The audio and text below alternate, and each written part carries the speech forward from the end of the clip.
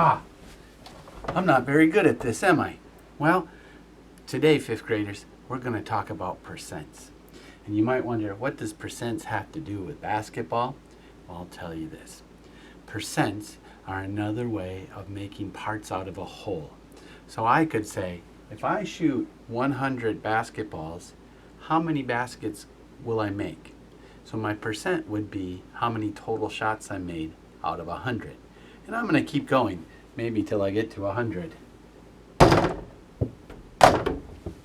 Or maybe until I make one. I'm not very good at this.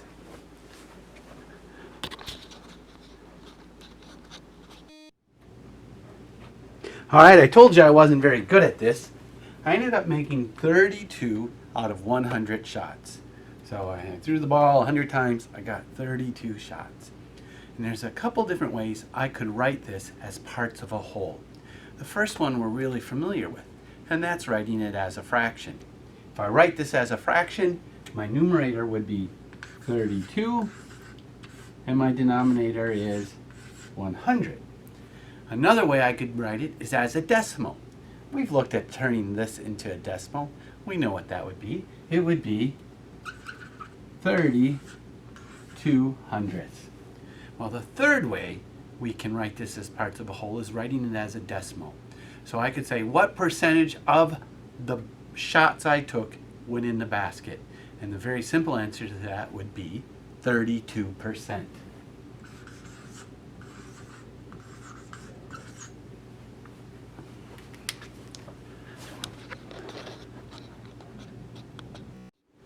All right, so percents are always based on 100.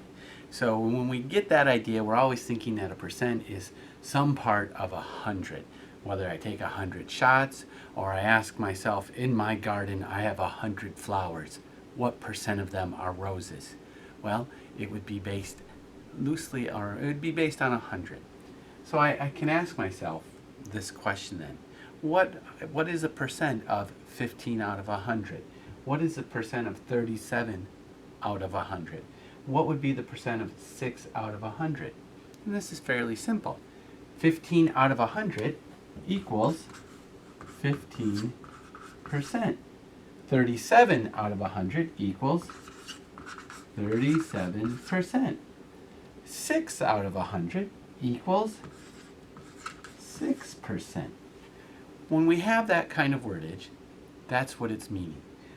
How many out of something else? What is the percentage? You have this a lot in baseball.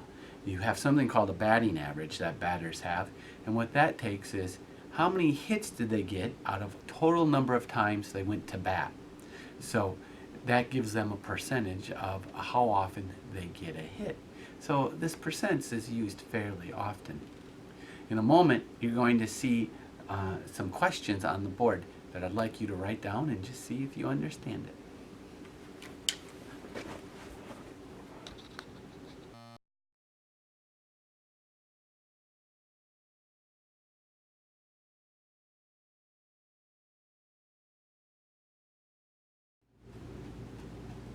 All right, we can also express fractions as a percent.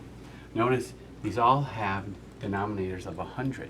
They don't always have to have denominators of 100, but for right now we're starting slow and we're going to be building up to converting or making percents out of fractions that don't have 100 as a denominator.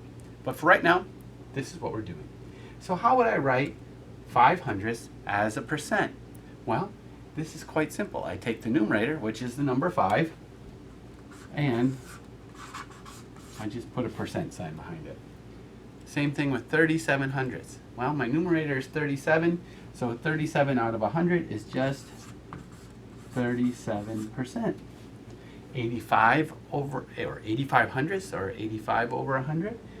The way I convert that to a percent is just to take the 85, write that, and put the percent sign there. I'm going to give you a chance to do 3 or 4 problems now where you just write a fraction as a percent.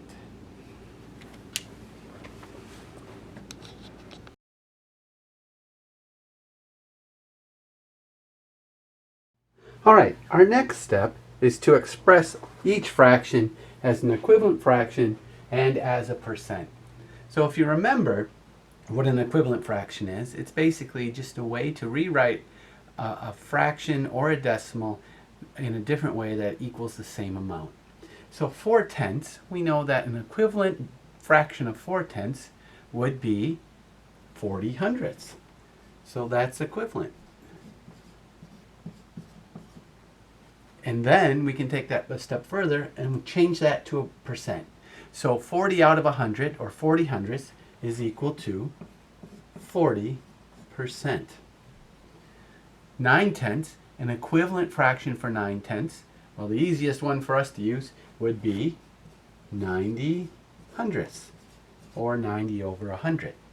And then to make that into a percent, we just take the 90, write that, and add the percent sign. Now it's your turn.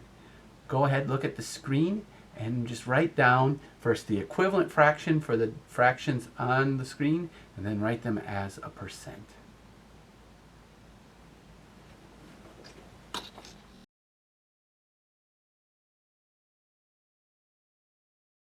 All right, the next thing we're going to look at is expressing decimals as a percent.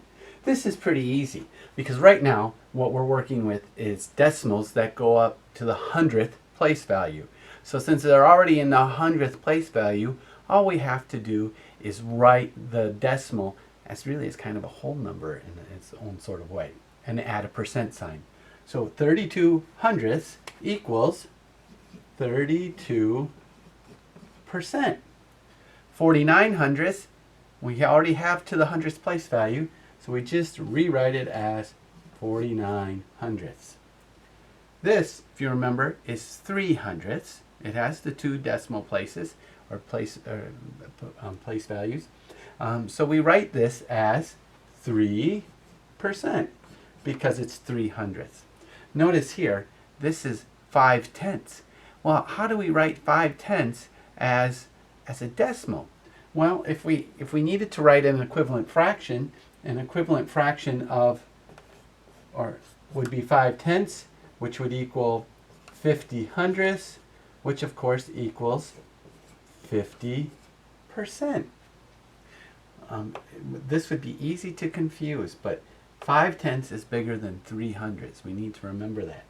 So when you are expressing each decimal as a percent, basically all you have to do is rewrite the decimal with the percent sign, unless of course it's at 5/10. Then you have to find the equivalent decimal, or the equivalent fraction as well. You guys can go ahead, and on the screen will be a couple questions, and I will show you the answers after you do them, but only after I have a little snack break. You know, the beautiful thing about home-based learning is it's snack time all the time.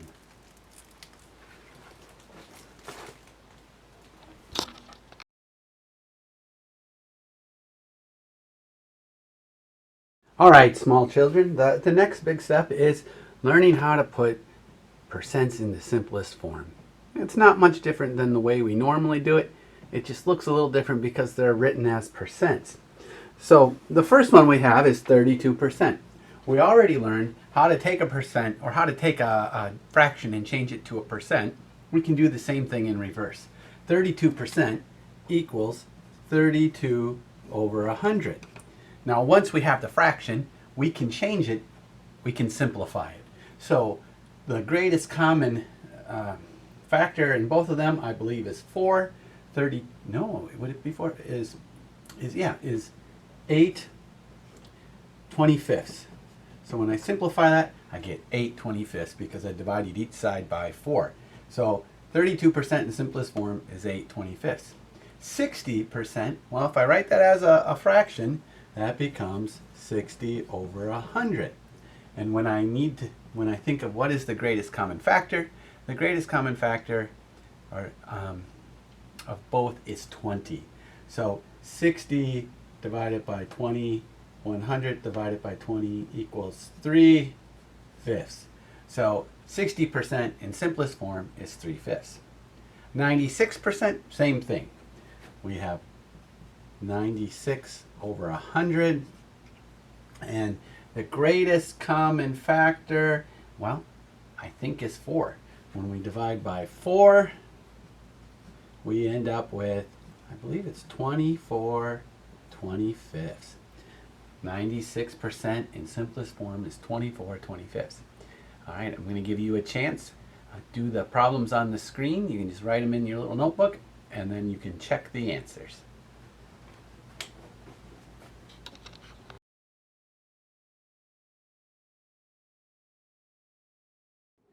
All right, the last thing we're really going to look at today, minor earthquake there. The last thing we're going to look at is expressing percents as a decimal. And we did this at the beginning where we took a decimal and expressed it as a percent.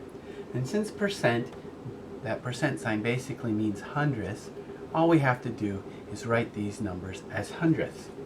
So 27% equals 27 hundredths. 95% equals 95 hundredths. And then 5%, we need to be careful. There is only one digit here, but that does not mean we only write one digit there, because that is not hundredths. Remember, that's tenths. So when I write this as a decimal, it's 5 hundredths. I have to put the 0 in the tenths place value. You need to watch that and be careful. That's really the hardest part of that. Once again, there's going to be a couple of numbers that appear on the screen, and go ahead, try it for yourself, and then we'll show you the answers.